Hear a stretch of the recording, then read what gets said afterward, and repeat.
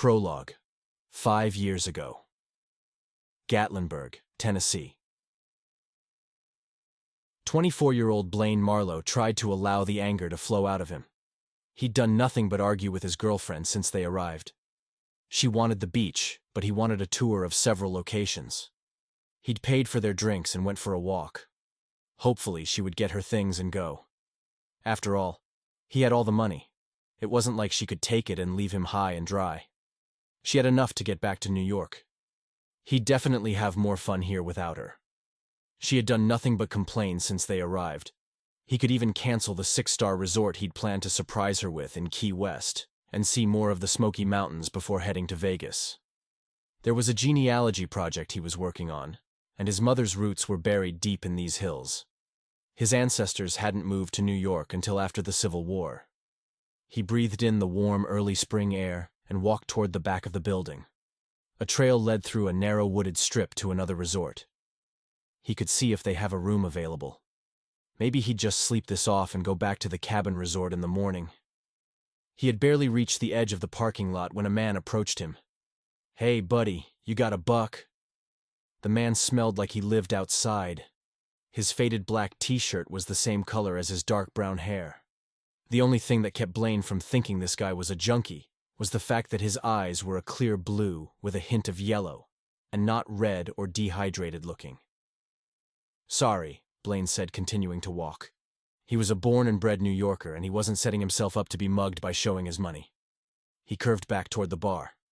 No sense in being alone so close to the little wooded area. It would only make him an even more ripe target for a mugging. He paused as an enormous black dog stepped out from between two parked cars. He frowned. Was that a wolf? His eyes widened as it ran toward him. He turned to run, but it was too close. It pounced, biting him on the arm as he tried to scream. But the beggar man put his hand over Blaine's mouth and pulled him into a pickup truck. Another man punched him in the face as he tried to escape. Stunned, he said, "There's a mad dog!" There was no one around but these guys. The beggar man laughed. "That weren't no dog. It's a werewolf, Mr. Wall Street." Mr. Wall Street? Had they been stalking him for more than a minute or two? He tried to kick free, but there was another punch to the face and darkness. He awoke in a hotel room. It was torn to bits. The mattress was ripped. The walls had deep scratches in them, and something smelled like blood. It was him. It covered his chest and legs. He held his breath as he mentally tried to assess his pain level. Nothing hurt. What happened? He sat up looking at the 2 chairs and table. They had been broken and were splintered all over the floor. He was naked. No clothes were around him. He looked around for them and found them ripped to shreds on the other side of the bed. What the hell happened here? He stood, checking the floor for wood shards before heading into the bathroom. The toilet was busted, and water was everywhere. The door looked like an animal had clawed through it and was only half hanging on its hinges. He looked at himself in the mirror. He was covered head to toe in blood. His short, dark brown hair stuck out at odd angles. He panicked and got in the shower, even though the crusty curtain was shredded. He washed off and towel-dried himself. He'd have to call the police. He had no choice. Then he remembered. He'd been bitten. He looked at his arm. Nothing. He was sure he'd been bitten by that dog thing, wolf, whatever it was. He started at a loud knock on the door. What was he going to do? Just a minute." He tied the towel around his waist. "It's me. Open the door. I have fresh clothes for you." It was an unfamiliar man's voice. "Who is me?" Blaine carefully crossed the room and cracked open the severely scratched door with the nightlock on. It was the beggar man from last night. "Unless you want to walk out of here naked, you'll open the door." "Bullshit. I'll just call the police and report you for robbing me and leaving me naked in this room. Your wallet's in here. We aren't thieves. There's a flash drive with a video. You're going to want to watch it before you do anything stupid like calling the police." He held up a bag. "Oh yeah, I did use your credit card to get clothes. But you wouldn't listen to us, and that's on you that your other clothes were destroyed. So I figured you should pay to replace them." "What? I don't have to do what criminals say. What happened to this room?" "You want information. You'll take the night lock off and open. The damn door. He hissed the words out. His blue eyes burned into Blaine's like he was trying to hypnotize him or something. Or you could set it down right there and walk away, you lunatic. Fine. I don't want to mess with a non-level. He dropped the bag and turned to leave. But any information I have is leaving with me. You robbed me, knocked me out, and probably raped me, then dumped me in this room. I am not letting you anywhere near me. What's a non-level? I'll remember that when you come looking for me later. He waved over his head as he walked away. Good luck trying to figure this out on your own. Blaine waited until he was gone and opened the door. He found the new clothes, his wallet and phone along with the flash drive. He looked at the smart TV. It was shattered like everything else in the room. He dressed and went back to his cabin hotel. Cindy was gone. She had thoughtfully cut all of his clothes in half. He wondered how long she waited before she gave up and left. There wasn't even a note. Bitch. He walked over to the TV and plugged the flash drive in. He chose the only video. That wolf dog thing was in the room along with another man. Blaine hadn't been stripped yet.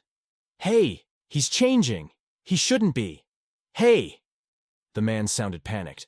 Stop him! Stop him! The wolf jumped on the bed and growled. Stop him!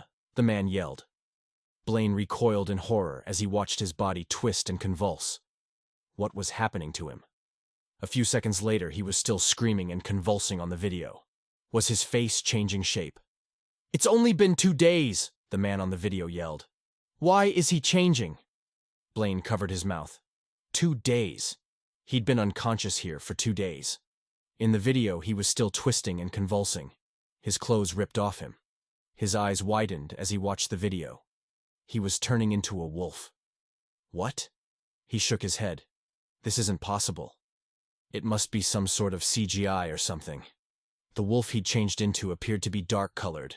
It pounced on the man, attacking him viciously. The other wolf tried to intervene, but Blaine could see the wolf he'd changed into fighting back. Blood was everywhere. The man was trying to strip as he also changed into a wolf. Then the real fight was on.